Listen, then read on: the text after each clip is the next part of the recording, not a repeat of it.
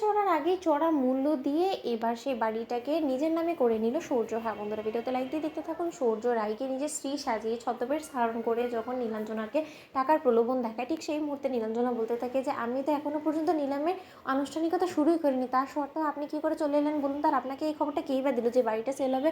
অন্যদিকে কথা বলা মাত্র ছদ্মবেশ ধারণ করা সূর্য বলতে থাকে যে দেখুন, আমার কাছে সব খবরই আসে, কারণ আপনি ভুলে যাবেন না যে আমি রিয়েল এস্টেটেরই বিজনেস করি, তাই এইসব জায়গার সম্পর্কে আমার আপনার থেকে বেশি ইনফরমেশন আছে। অন্যদিকে কথা বলা মাত্র কোয়েল বলতে থাকে যে দেখো নীলাঞ্জনা, কথায় কথা বাড়বে, এত কথা বলে তো আমাদের লাভ নেই, আমাদের যেটা মূলত উদ্দেশ্য সেটা হলো গিয়ে হাসিল হওয়া দিয়ে দরকার। এখন যখন এই লোকটা তোমাকে বলছে যে না এতগুলো টাকা সে অফার করছে, তাও আবার শুধুমাত্র এই বাড়িটার বিনিময়ে, তাহলে তোমার নিতে তো কিছু দ্বিধাবোধ বলো তো?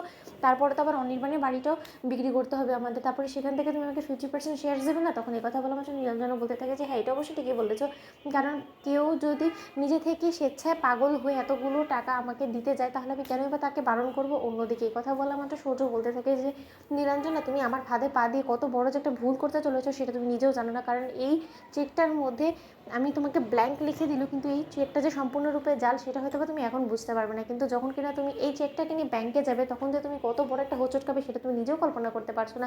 একটা জিনিস সবসময় মনে রাখবে যে তুমি অন্যের জন্য যদি কুয়া খোদো না, সেই কুয়ার মধ্যে তোমাকেই পড়তে হয়, কিন্তু সেই জিনিসটা এখন তুমি বুঝতে পারবে না। অন্যদিকে নীলাঞ্জনা বলতে থাকে যে ঠিক আছে, বরঞ্চ আপনি যখন এতটাই ইচ্ছুক এই পচা জায়গার এই বাড়িটা কেনার জন্য, তাহলে আপনি কিনতে পারেন, আমার তাতে আপত্তি নেই, আমার টাকা দিয়ে মূলত কথা, তাহলে আপনি আমার চেকটা বুঝিয়ে দিন প্লিজ।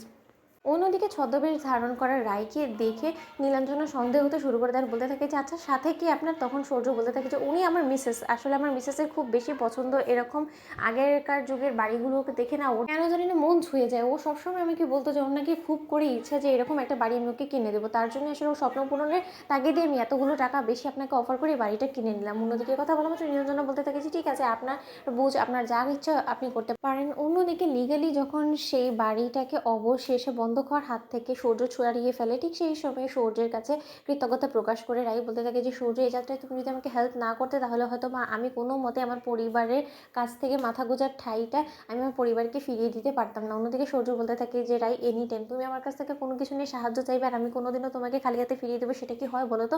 অন্যদিকে রাই বলতে থাকে যে আচ্ছা সূর্য, তুমি আমাকে একটা কথা বলো তো, এবার যখন নীলাঞ্জনা সেই চেকটা নিয়ে ব্যাংকে যাবে তখন কি হবে বলো তো? তখন সূর্য বলতে থাকে যে তুমি একদম টেনশন করো না, কারণ যে চেকটা কিনে আমি নীলাঞ্জনাকে রেখে দিয়েছি সেই চেকটা একদমই ফেক, কারণ ওই জিনিসটা আমি জাল করে এনেছি, কারণ আমি আর যাই হোক না কেন খুব ভালো করে জানি যে নীলাঞ্জনা এতটাই লোভী প্রজাতির মানুষ যে কিনা আমার এই একটা চেক পাওয়া মাত্র ও খুব একটা দেরি করবে না, খুব শীঘ্রই ব্যাংকে ছুটে যাবে, এবং ব্যাংকে ছুটে যাওয়া মাত্র যখন তারা জানাবে যে এই গোটা চেকটাই একটা ফেক, এটাকে ডুপ্লিকেট করা হয়েছে, তখন দেখবে ও তোমার নতুন একটা ক্ষতি করার চেষ্টা করবে। তো বন্ধুরা, ভিডিওটি ভালো লাগলে লাইক শেয়ার করে সাবস্ক্রাইব করতে ভুলো না।